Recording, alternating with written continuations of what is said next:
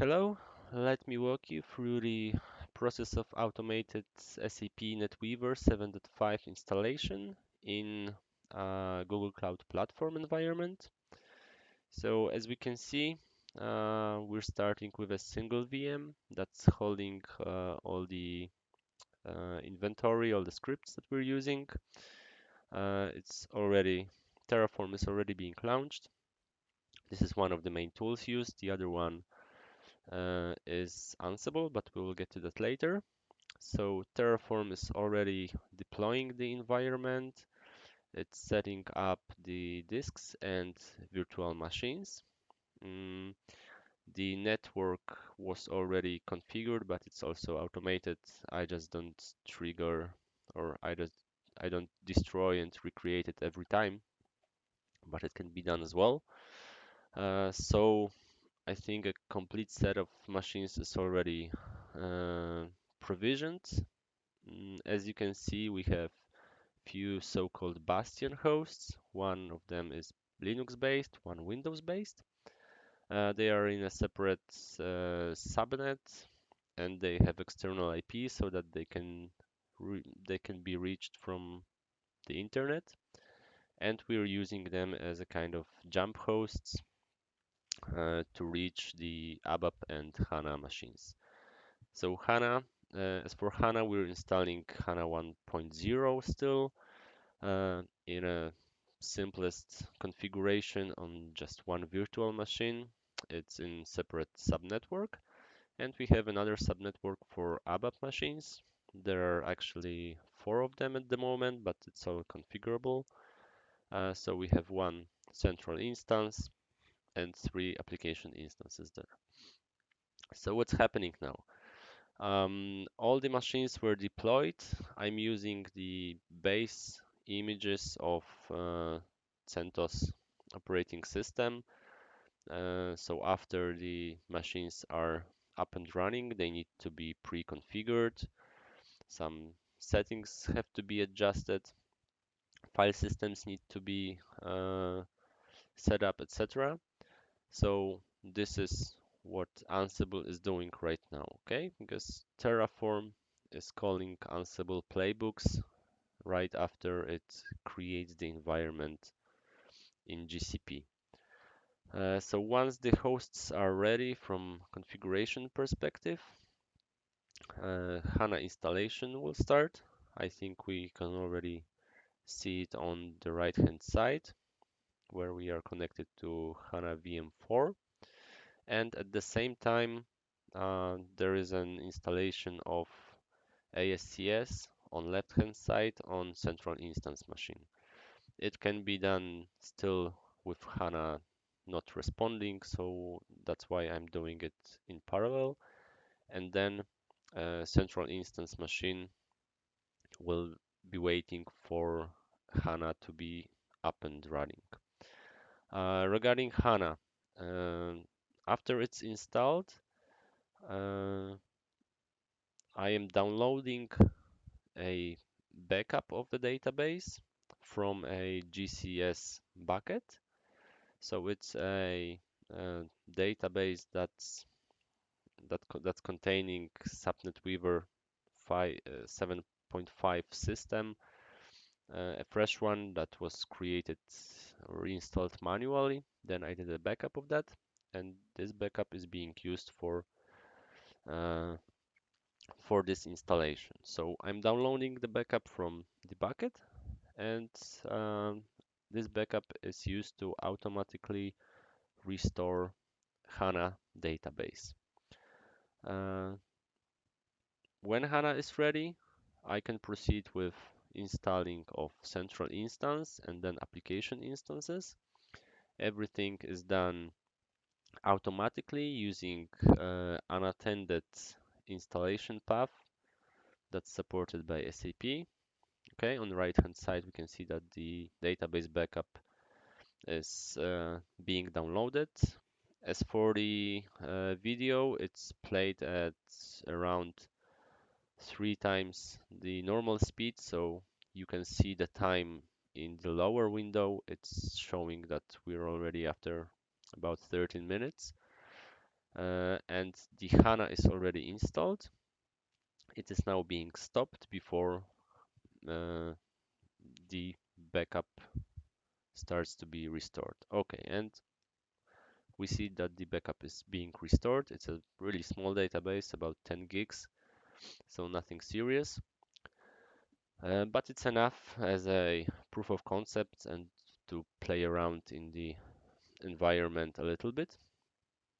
Mm, the whole installation, including HANA and the restore and installation of CI takes about 28 minutes. If we take into account additional application servers, it's about 35 minutes, 33 minutes, so really great time for such an amount of work being done.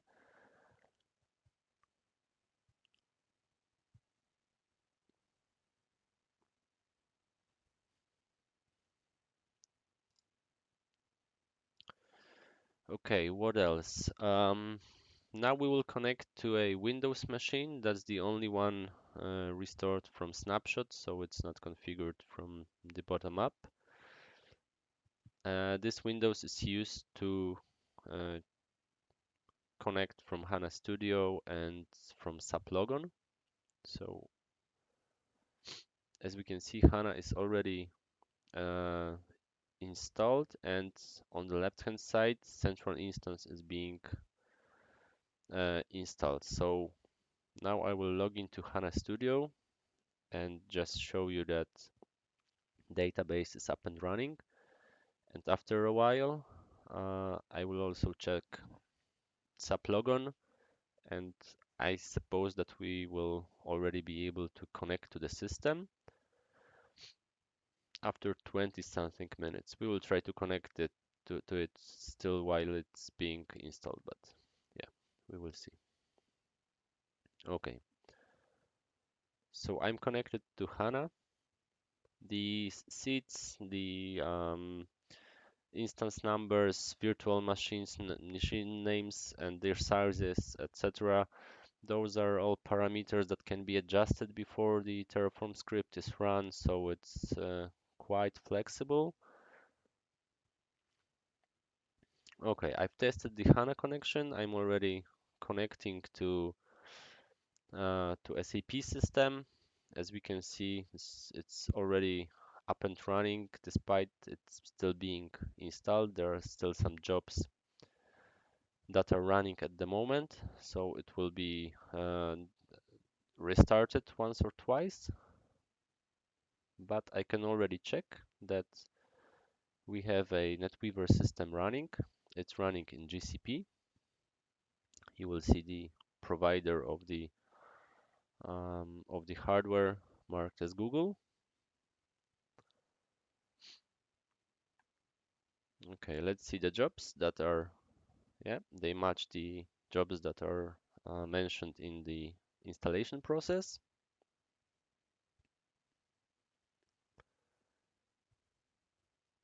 As for the central instance, also Google Compute Engine is marked as the manufacturer.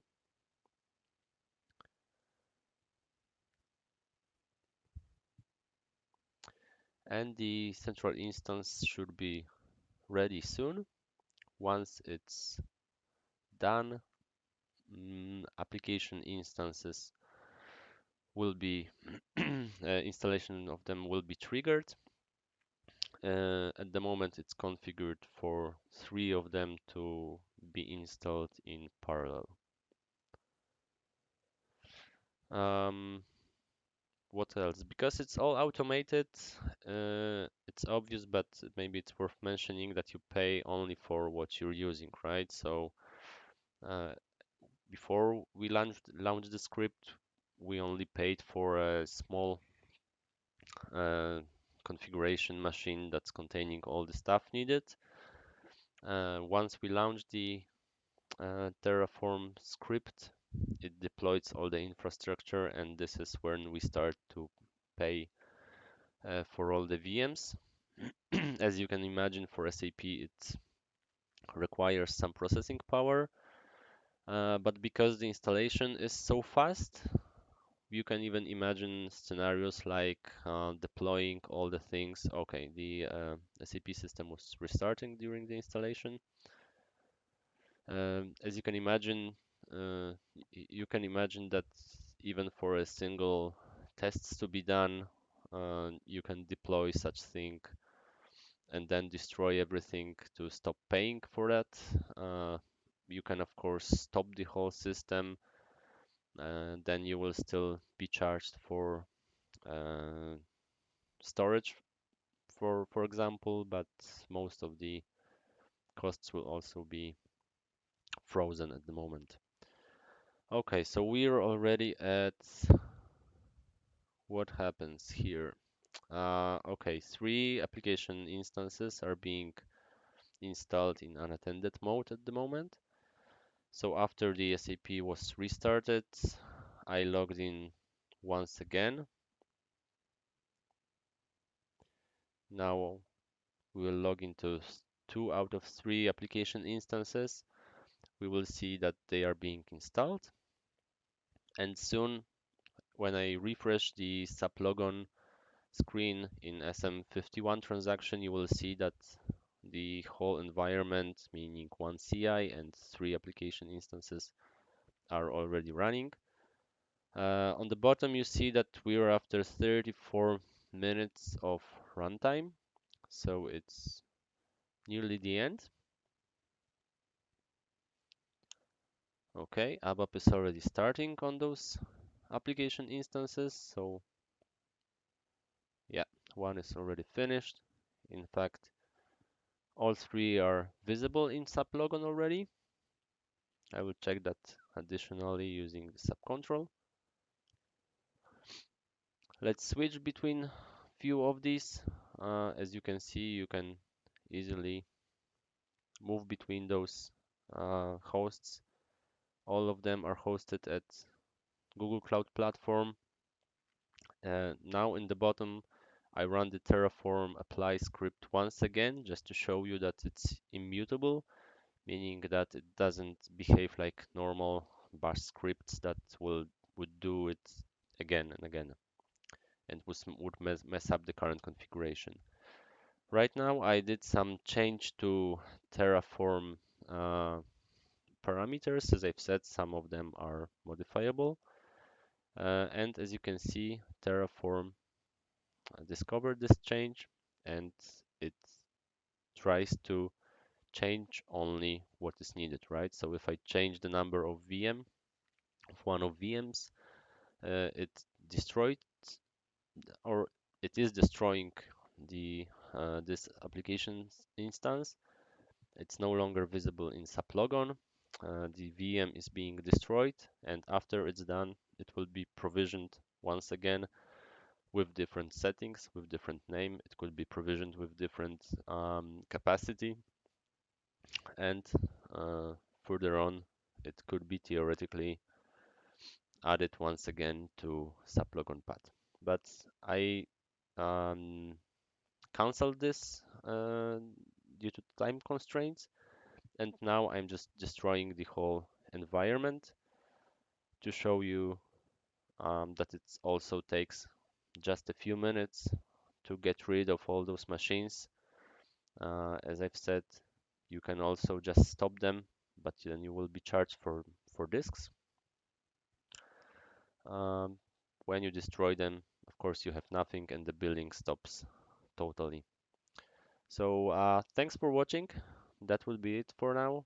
It's a kind of proof of concept for me at the moment, but it looks really promising, and it shows that the SAP workloads can easily be run in the cloud, especially in Google Cloud Platform, that the installation can be automated and can be really quick one compared to the manual tasks that we normally do every time when we provision a system.